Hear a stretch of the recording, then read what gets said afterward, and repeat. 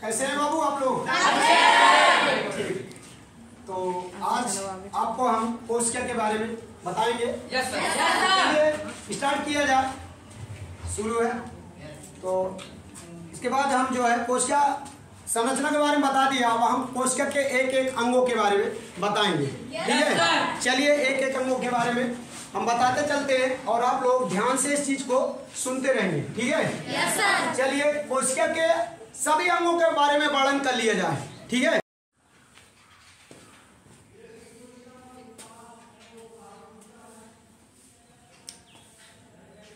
कैसे हैं आप लोग? ठीक है, ठीक। तो क्या चल रहा था? कोशिका चल रहा था। ठीक, बैठ जाओ बाबू, बैठ जाओ। तो कोशिका का फिगर आप लोग बना लिए? बन गया सब? ठीक, चलिए तो कोशिका का पूरा वर्णन किया जाता है। देखते हैं कोशिका के बारे में पूरा डिटेल से। आइए, चलिए तो सबसे पहले हम बताएंगे कोशिका के बाह्य आवरण से। ठीक है, तो कोशिका का बाह्य आवरण यानी कोशिका भित्त। कोशिका के बाहर जो सबसे बाहरी परत पाई जाती है उसको हम कोशिका की बाह्य भित्त कहते हैं। क्या कहते हैं? बाह्य भित्त। कोशिका की बाह्य भित्त यानी कोशिका के बाह्य भित्त से हम शुरू करते हैं। चलिए,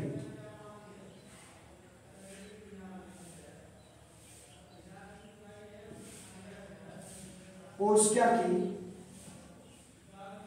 बाह्य भित्त, बाह्य भित्त।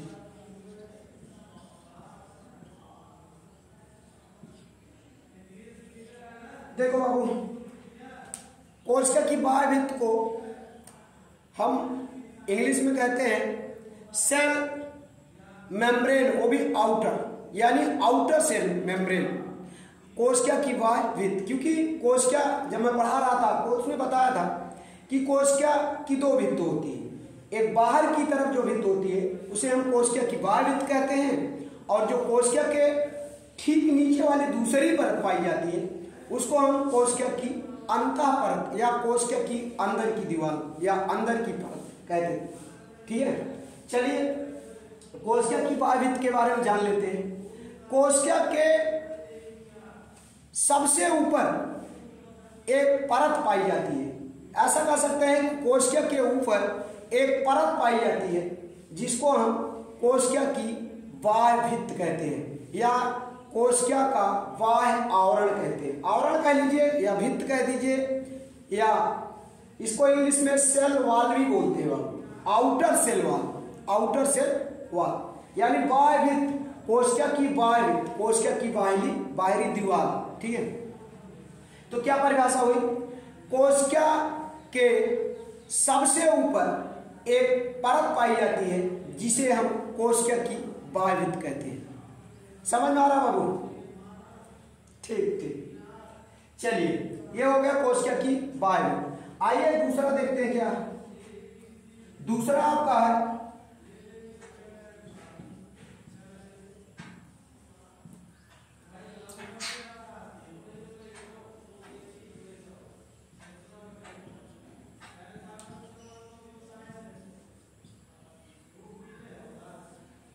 दूसरा आपका है कोशिका की अंतःभित्त। कोशिका की अंतःभित्त, कोशिका के बाह्य भित्त के ठीक नीचे एक दूसरी परत पाई जाती है जिसको हम कोशिका की अंतःभित्त कहते हैं। क्या कहते हैं? ठीक, कोशिका की अंतःभित्त, या इसको बोल सकते हैं कोशिका की अंदर की परत। कोशिका की अंदर की परत यानी कोशिका के बाह्य आवरण यानी बाह्य भित्त के ठीक नीचे पीछे की तरफ एक दूसरी भित्त पाई जाती है जिसे हम कोशिका की अंतःभित्त कहते हैं। अच्छा, कोशिका की बाह्य भित्त जो होती है उसका कार्य क्या होता है? उसका कार्य सिर्फ ये है कि कोशिका की बाह्य भित्त जो है कोशिका के अंदर प्रवेश करने वाले या कोशिका के अंदर आने वाले हानिकारक जीवाणु व विषाणु को व धूल के कण आदि से ये सुरक्षा करता है। यानी कोशिका के अंदर आने वाले सभी हानिकारक जीवाणुओं से रक्षा करता है। किसकी? कोशिका की। समझ गए? ठीक। कोशिका की अंतःभित्ति का क्या कार्य? कोशिका की अंतःभित्ति जो है बाबू, वो कोशिका के अंदर जितने कोशिकांग हैं उन सब कोशिकांगों को बाहर जाने से मना करता है, यानी बाहर जाने से रोकता है, उसकी सुरक्षा किए रहता है। यह भी एक प्रकार का सेफ्टी कवर है, सुरक्षात्मक आवरण है। नेक्स्ट आइए तीसरा देखते हैं क्या। अब चले आइए उसके ठीक नीचे आते हैं तो एक दूसरी परत पाई जाती है। अब वो परत कैसी है? वो परत है कोशिका द्रव्य क्या। यानी कहने का मतलब ये है कोशिका के अंदर एक कोई तरल पदार्थ भरा है जिसको हम कोशिका द्रव्य कहते हैं। तो उसकी परिभाषा क्या बन जाएगी? कोशिका के ठीक नीचे, कोशिका के ठीक नीचे, या ऐसा कह सकते हैं कोशिका के अंदर एक तरल पदार्थ पाया जाता है जिसको हम कोशिका द्रव्य कहते हैं। और ये कोशिका द्रव्य करता क्या है? कोशिका के अंदर जितने भी कोशिकांग होते हैं सबको नम बनाए रखता है, और उसी कोशिका द्रव्य के अंदर जितने भी कोशिकांग हैं सब तैरते रहते हैं। ठीक है बाबू, चलिए नेक्स्ट आपका हो गया कोशिका द्रव्य। कोशिका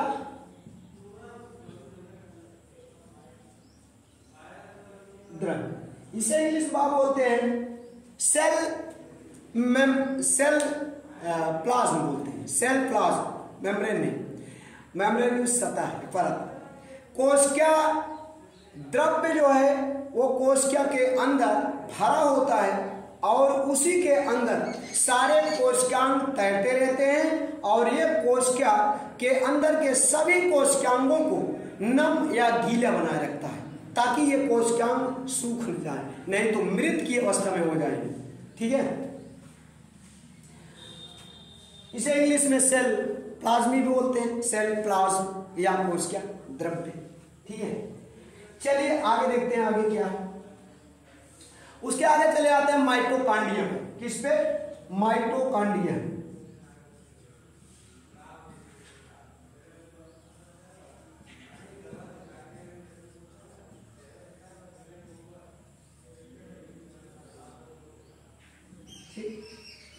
माइटोकॉन्ड्रिया, ये माइटोकॉन्ड्रिया क्या?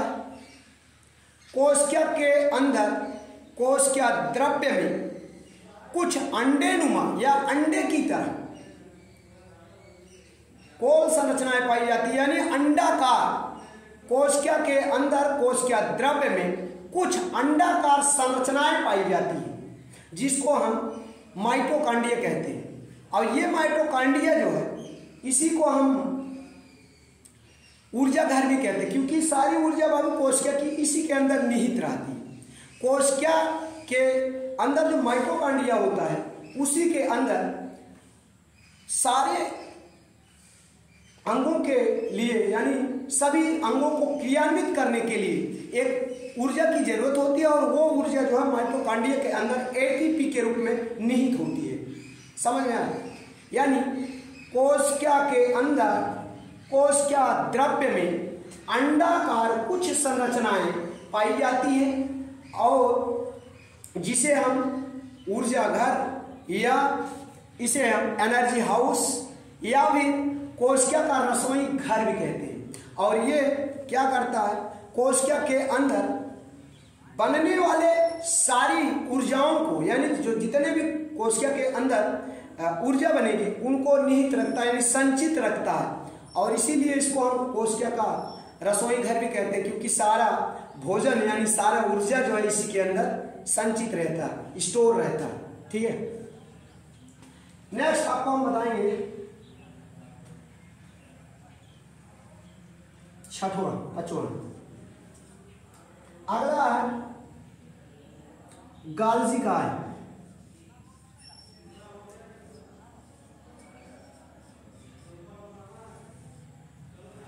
गाल्जी काय, देखिए बाबू गाल्जी काय क्या है? गाल्जी काय जो है वो एक तरीके से जो होता है वो कोशिका के अंदर कोशिका द्रव्य में तैरता रहता है। और इसके अगर संरचना की बात की जाए तो ये अर्धचंद्राकार आकार में होता है, यानी गाल्जी काय, और गाल्जी काय को इंग्लिश में गाल्जी बॉडी भी कहते हैं। फिलहाल हम उसे हिंदी में जो है गाल्जी काय ही कहते हैं। गाल्जी काय कोशिका के अंदर कोशिका द्रव्य में तैरता रहता है और यह अर्धचंद्राकार आकार में होता है। और इसका कार्य क्या है? कार्य इसका जो है वो हार्मोन्स और एंजाइम्स को उत्पन्न करना, यानी ये जनरेट करता है हार्मोन्स और एंजाइम्स, हार्मोन्स को बनाता है, एंजाइम्स को बनाता है, और यही इसका कार्य है, जिससे सारे अंगों को सही ढंग से क्रियान्वित किया जा सके, चलाया जा सके, सभी अंग जो है सही तरीके से कार्य करे। इसके लिए सभी अंगों को हार्मोन्स, एंजाइम्स वगैरह आदि की जरूरत है। जितने अंग होते हैं, अंग यानी कोई भी अंग हुआ, मान लीजिए कोई जंतु है, कोई पादप है, उसके अंदर जितने भी अंग हैं सभी अंग जो है सही ढंग से कार्य करें, क्रियान्वित करें। इसके लिए गाल्जी क्या जो है वो हार्मोन्स और एंजाइम्स को बनाता रहता है। इतनी बात समझ में आई बाबू? समझ में आ रहा बाबू? आ रहा, ठीक, अच्छी बात।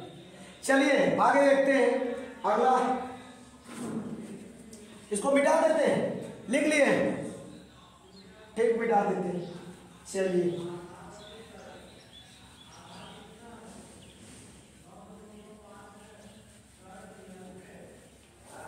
अच्छा, गाल्जी काय का थोड़ी संरचना देख लेते हैं। गाल्जी काय किस तरह बना होता है इसको देख लेते हैं। देखो बाबू, कुछ इस तरह का बना होता है, ये अर्धचंद्राकार आकार में इस तरह बना होता है।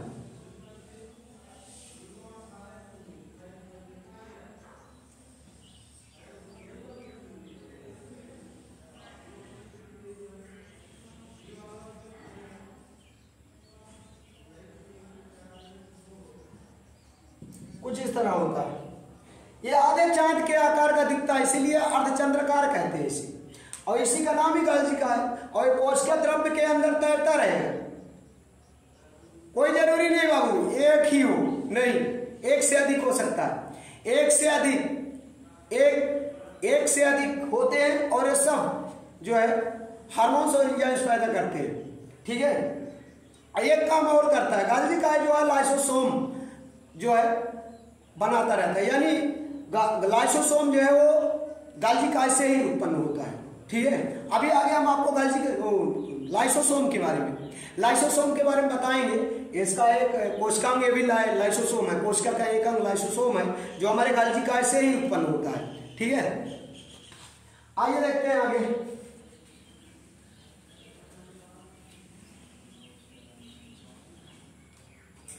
नेक्स्ट आपका है लाइसोसोम।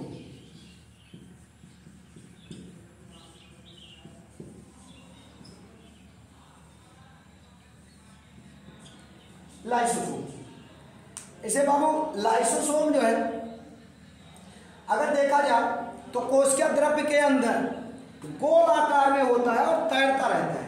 यानी कहने का मतलब है लाइसोसोम कोशिका के अंदर कोशिका द्रव्य में तैरता रहता है जो गोल आकार में होता है। ये एक से अधिक संख्या में पाया जाता है, और इसकी उत्पत्ति जो होती है वो गाल्जी काय से होती है, यानी गाल्जी काय से ही उत्पन्न होता है। समझ में आ रहा? और कार्य क्या है इसका? ये एक तरह से इसको हम मृतक की थैली भी कहते हैं, या आत्मघाती थैली भी बोलते हैं, या कुछ जगह इसको वैली ऑफ डेथ भी कहते हैं, मौत का कुआं भी इसे ही कहते हैं, क्योंकि इसके अंदर यानी कोशिका के अंदर जितने भी हानिकारक विषाणु, जीवाणु आदि आते हैं जो कोशिकांगों को प्रभावित कर सकते हैं, यानी उस पर दुष्प्रभाव डालेंगे, यानी उसको बेकार कर सकते हैं, खराब कर सकते हैं, उन यानी कोशिका के अंदर जो भी लाइसोसोम है वो उसके अंदर प्रवेश करने वाले यानी आने वाले सभी हानिकारक जीवाणुओं और विषाणुओं को मार देता है। मार के ये जो है इसके अंदर एक थैली नुमा संरचना बनी होती है जिसके अंदर मार के रख लेता है, इसीलिए इसे हम आत्मघाती थैली भी बोलते हैं या मृतक की थैली भी बोलते हैं। ठीक है, चलिए अगला में देखते हैं क्या अगला क्वेश्चन। ये छठवां था ना, छठवां था, ठीक। चलिए सातवां बताइएगा, छठवां पांचवां में क्लियर, क्योंकि मिटा दिया इतना तो याद नहीं है। आइए देखते हैं। नेक्स्ट है बाबू केंद्रक। क्या? केंद्रक।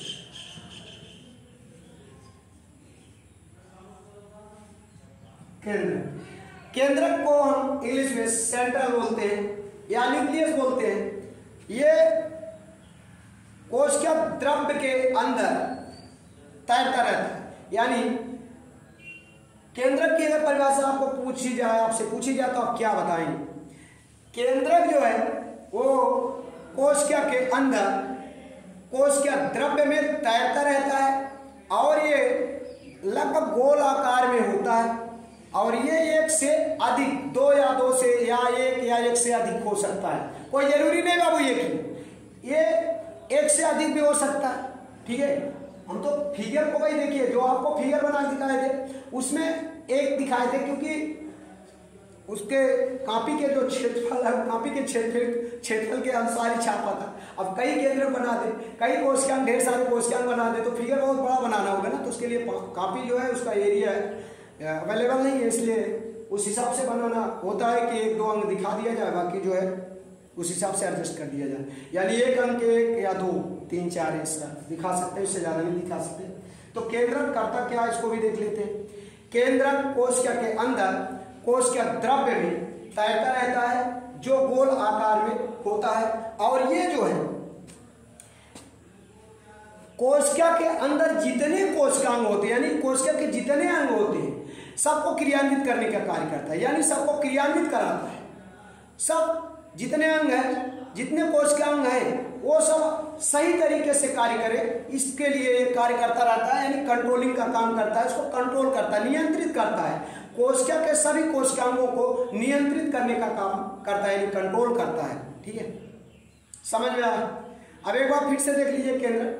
केंद्रक कोशिका के अंदर कोशिका द्रव्य में तैरता रहता है और ये लगभग गोल आकार में होता है, ये एक से अधिक हो सकता है और ये जो है कोशिका के अंदर जितने कोशिकांग होते हैं, कोशिका के जितने अंग होते हैं, सबको कंट्रोल करने का काम करता है, यानी उनके कार्यों पर कंट्रोलिंग करता है। वो सही ढंग से यानी कार्य करे, उसको कंट्रोल करता रहता है। ये इसका कार्य, कंट्रोलिंग का कार्य करता है।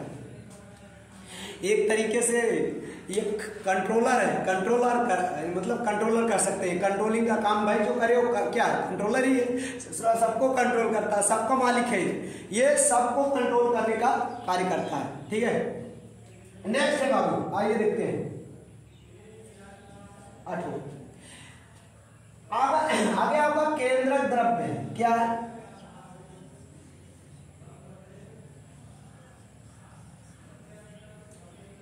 केंद्रक द्रव्य,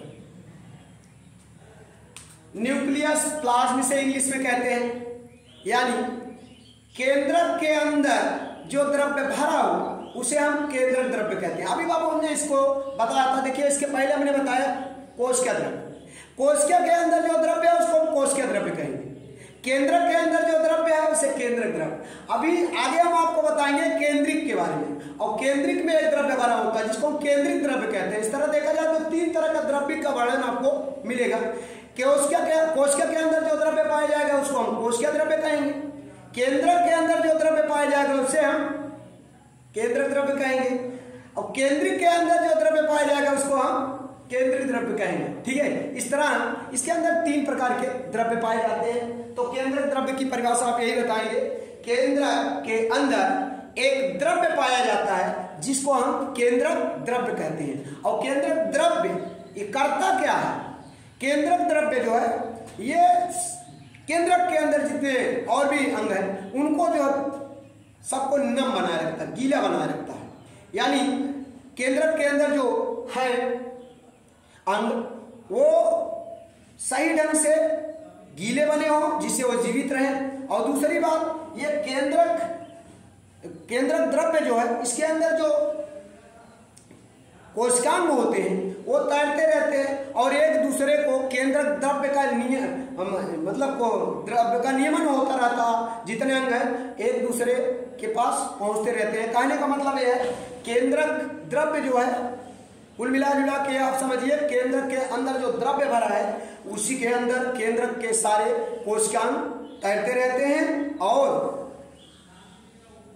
यानी केंद्रक के जितने भी अंग हैं, केंद्रक के अंदर भी तो कुछ अंग बने होंगे, उसको हम केंद्रक अंग कहेंगे। यानी केंद्रक के जितने भी अंग हैं उसके अंदर तैरते रहते हैं और गीले बने रहते हैं। ठीक है बाबू, ठीक। आइए आगे देखते हैं। नेक्स्ट आगे क्या, आगे आता है केंद्रिक। क्या? केंद्रिक। केंद्रक आपने देखा होगा जब इसके पहले मैं पढ़ा रहा था तो इस तरह एक संरचना पाई गई थी और इसके अंदर कुछ छोटी छोटी गोल गोल सी संरचनाएं पाई जाती हैं और इसके अंदर एक द्रव्य भरा होता है, कुछ द्रव्य भरा होगा उसे हम केंद्रक द्रव्य कहेंगे। लेकिन इसके अंदर कुछ द्रव्य भरा होगा जिसको हम केंद्रिक द्रव्य कहेंगे, केंद्रिक द्रव्य। और ये केंद्रिक द्रव्य जो है इसी केंद्रक में ही तैरते हैं, यानी केंद्रक के अंदर केंद्रक द्रव्य जो होता है उसके अंदर तैरता रहता है, मूव करेगा, इधर उधर चलता रहता है। ठीक है। और ये केंद्रक द्रव्य जो है ये इसके अंदर देखिए केंद्रक है, केंद्रिक, एक से अधिक केंद्रिक भी पाई जाएगी, ये भी गोल आकार में होगी, लेकिन इसके अंदर ये जो द्रव्य भरा है उसको हम केंद्रिक द्रव्य कहेंगे। अब ये करता क्या है केंद्रिक द्रव्य, ये जितने कोशिकांग, अभी इसके अंदर माइक्रोटीन जाल वगैरह, क्रोमैटिन सूत्र जिससे बोलते हैं, अब ये और ये जो केंद्रिक है ये इसी में तैरते रहते हैं, इसी केंद्रिक द्रव्य में, और इन सबको नम बनाए रखने का कार्य भी केंद्रिक द्रव्य ही करता है। समझ में आ रहा है। नेक्स्ट आगे देखते हैं। अब आपको आगे बताएंगे केंद्रिक। केंद्रिक ये केंद्रक द्रव्य था बाबू, केंद्रिक द्रव्य। ठीक, इसको मिटा देते हैं, आगे बताएंगे अभी। आगे देख लीजिए केंद्रिक। क्या? केंद्रिक। केंद्रिक क्या है? केंद्रक के अंदर केंद्रक द्रव्य में कुछ गोल गोल सी एक से अधिक संरचनाएं पाई जाती है जिसे हम केंद्रिक कहते हैं। और ये केंद्रिक क्या करता है, ये केंद्रक द्रव्य का नियमन करता है, केंद्रक द्रव्य का नियमन करता है और इसी के अंदर ये तैरता रहता है। अब आगे देखते हैं केंद्रिक द्रव्य का। केंद्रिक द्रव्य, केंद्रिक द्रव्य। आइए देखते हैं केंद्रिक द्रव्य क्या है। केंद्रिक के अंदर एक प्रकार का द्रव्य भरा होता है, केंद्रिक के ठीक अंदर, यानी केंद्रिक के अंदर वह एक द्रव्य भरा होगा जिसको हम केंद्रिक द्रव्य कहेंगे। और ये केंद्रिक द्रव्य जो है इसके अंदर एक तरह से जितने भी उसके अंदर केंद्रिक के अंग होंगे उसके अंदर कुछ और भी बारीक अंग है जो इनको नम बनाए रखने का कार्य करता है, ताकि ये केंद्रिक सूख न जाए और केंद्रिक को भी जो है सूखा रखने से बचाता है, यानी सूखा ना हो जाए, यानी सूख न जाए, नहीं तो इसके अंदर जो भी अंदर जो भी है द्रव्य है वो सूख जाने के कारण ये अंग खराब हो जाएगा, यानी कि केंद्रिक खराब हो सकता है, सूख जाएगा तो यानी खराब ही हो गया। ठीक है। नेक्स्ट आपको हम बताएंगे, इसको मिटा देते हैं। चलिए आगे आपका क्रोमैटिन सूत्र। क्रोमैटिन सूत्र,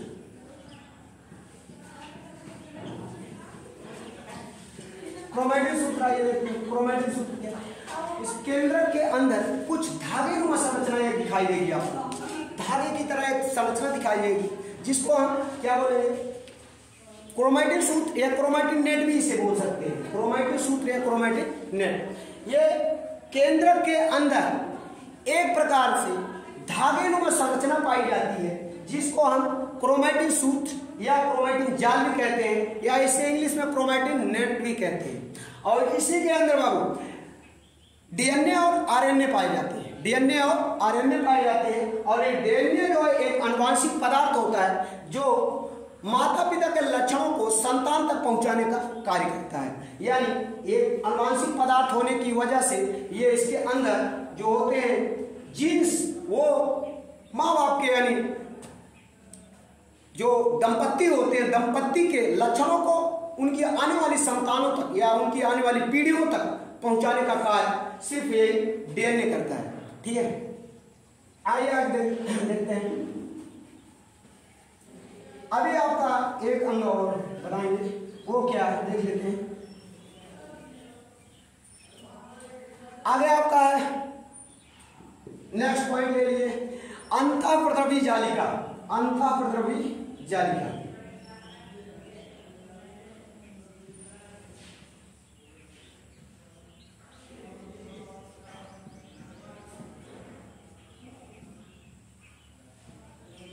अंतःप्रद्रवी जालिका, इसको बाबू इंग्लिश में एंडोप्लाज्मिक रेटिकुलम भी कहते हैं। अंतःप्रद्रवी जालिका को इंग्लिश में एंडोप्लाज्मिक रेटिकुलम भी बोलते हैं। ठीक है, यह अंतःप्रद्रवी जालिका कोशिका के अंदर कोशिका द्रव्य में तैरती रहती है। वैसे देखा जाए तो ये बाबू 3 प्रकार की होती है। कोशिका के अंदर 3 प्रकार की जो है अंतःप्रद्रवी जालिकाएं पाई जाती है। अब देखते हैं वो तीनों कौन कौन सी हैं, देख लेते हैं। नेक्स्ट है राइबोसोम। राइबोसोम युक्त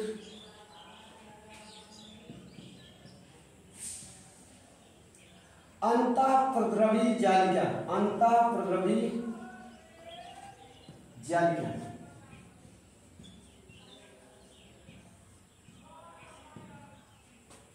राइबोसोम युक्त अंतःप्रद्रवी जालिका। ये राइबोसोम अंतःप्रद्रवी जालिका क्या है?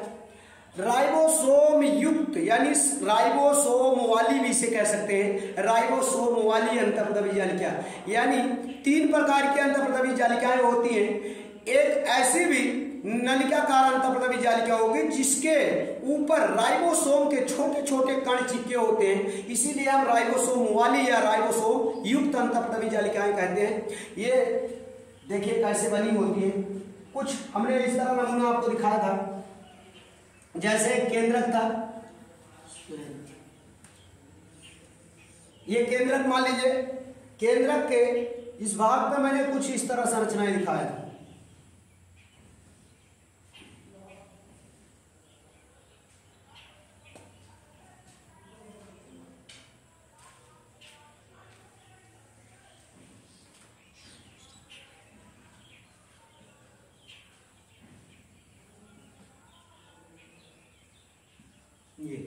इसी तरह दोनों तरफ दिखाई जाए, यानी ये नलिकाकार तो है लेकिन इसके ऊपर कुछ राइबोसोम के छोटे छोटे कण चिपके होने की वजह से हम इसको राइबोसोम वाली या राइबोसोम युक्त अंतःप्रद्रवी जालिकाएं कहते हैं। यानी इसके ऊपर, इस नलिकाकार अंतःप्रद्रवी जालिका के ऊपर कुछ राइबोसोम के कण चिपके रहते हैं, इसीलिए हम इसको राइबोसोम युक्त या राइबोसोम वाली अंतःप्रद्रवी जालिकाएं कहते हैं। अच्छा, ये कार्य क्या करता है बाबू?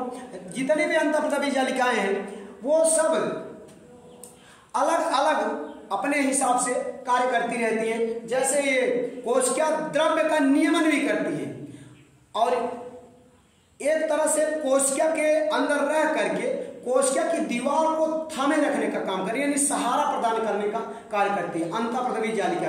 यानी अंतःप्रद्रवी जालिका जो है वो कोशिका के अंदर कोशिका द्रव्य में तैरता रहता है और यह जो है कोशिका की दीवार को थामे रहता है या कोशिका की दीवार को सहारा प्रदान करने का कार्य करता है।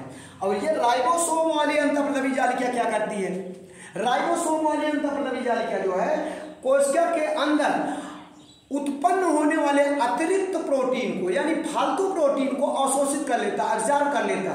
जो भी अतिरिक्त प्रोटीन तैयार होना है, मान लीजिए कोशिका के अंदर 2 ग्राम अगर प्रोटीन चाहिए और 4 ग्राम प्रोटीन बन गया तो ये क्या करता है? अपने अंदर एब्जॉर्ब कर लेता है। ये राइबोसोम का कार्य है बाबू कि प्रोटीन को अवशोषित करना, प्रोटीन को एब्जॉर्ब कर लेना, अपने अंदर अवशोषित कर लेना, और ये अवशोषित कर लेता है अपने अंदर फालतू प्रोटीन को, अतिरिक्त प्रोटीन को। और क्या करता है? कोशिका के दीवार को थामे रखेगा और क्या करेगा? ये कोशिका के द्रव्य का नियमन भी करता है, ये इसका कार्य है।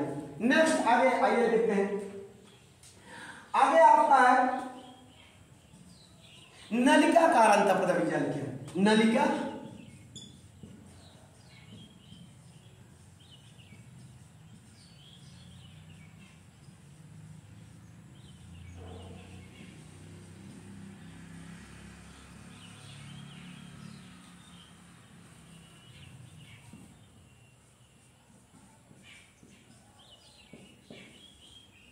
ये है बाबू नलिकाकार अंतःप्रदवी जालिका। आपको मैं कोशिका का फिगर जब छाप के दिखाया था, बनाया था, तो उसमें दिखाया था आपको इस तरह नलियों की तरह कुछ छोटे छोटे इस तरह नली की तरह इस तरह ये इस तरह कुछ नलिकाएं आपको दिखाया था ना। तो क्या थी नलिका था, लेकिन इसमें और इसमें फर्क क्या बाबू, ये भी है नली की तरह, ये भी नली की तरह। फर्क इतना है कि इसमें जो है राइबोसोम के कण चिपके हुए थे राइबोसोम युक्त अंतःप्रदवी जालिका में, जबकि नलिकाकार अंतःप्रदवी जालिका में राइबोसोम के कण नहीं होते, इसके ऊपर राइबोसोम के कण नहीं चिपके होते हैं, इसीलिए हम उसको नलिकाकार अंतःप्रदवी जालिका ही बोलते हैं। और ये कार्य क्या करता है, बस वही कोशिका की दीवार को थामे रखता है और कोशिका के अंदर कोशिका द्रव्य का नियमन करता है। ठीक है, समझ में आ रहा होगा। आगे चलते हैं, इसको मिटा दे, ऊपर वाला मिटा देते हैं।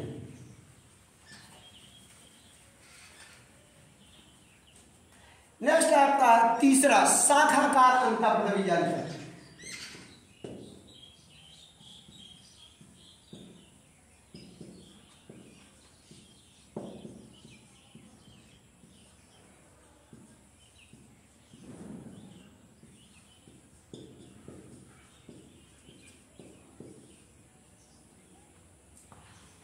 समझ में आ रहा है।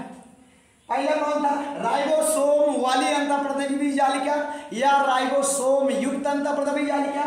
दूसरा आपका है नलिकाकार अंतःप्रदवी जालिका। तीसरा है आपका शाखाकार अंतःप्रदवी जालिका। तो शाखाकार अंतःप्रदवी जालिकाएं किस तरह बनी होती है, इसको देख लीजिए।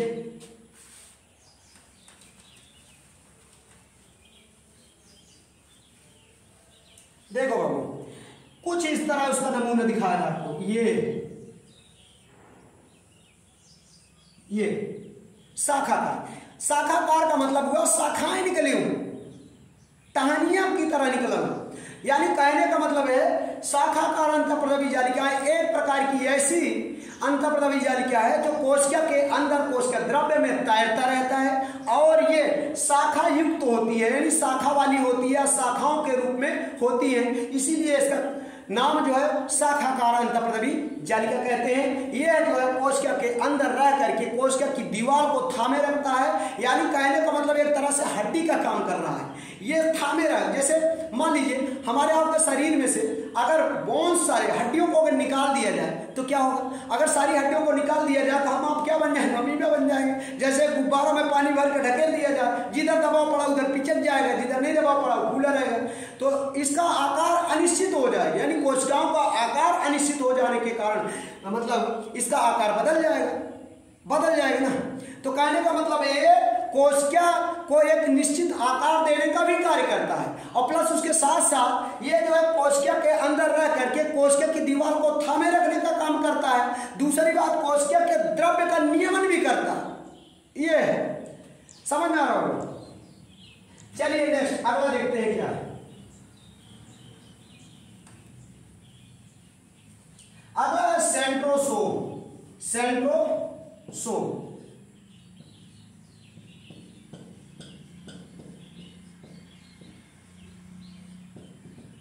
देखिए सेंट्रोसोम बाबू, सेंट्रोसोम जो है ये भी कोशिका के अंदर कोशिका द्रव्य में गोल आकार में होते हुए तैरता रहता है। यानी कहने का मतलब है कोशिका के अंदर कोशिका द्रव्य में एक गोल गोल सी संरचनाएं पाई जाती है जो कोशिका द्रव्य में तैरती रहती है, जिसको हम सेंट्रोसोम कहते हैं। या इस तरह कह सकते हैं कोशिका के सेंट्रोसोम कोशिका के अंदर कोशिका द्रव्य में तैरता रहता है या गोलाकार में होता है। इसका कार्य क्या है ये देख लेते हैं।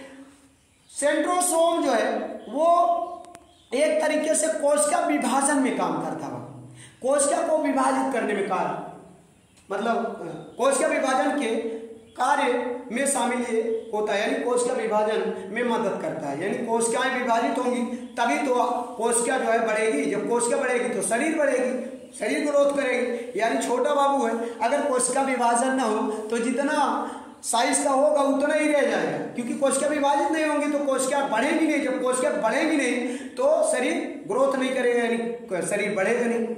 समझ में आ रहा? यानी सेंट्रोसोम का काम है कोशिका विभाजन करना, यानी कोशिका विभाजन में मदद करता है। तो इसको एक बार फिर से देख लीजिए। सेंट्रोसोम जो है कोशिका के अंदर कोशिका द्रव्य में पाया जाता है, जो गोलाकार में होता है, या कोशिका के अंदर रह करके कोशिका विभाजन में मदद करता है।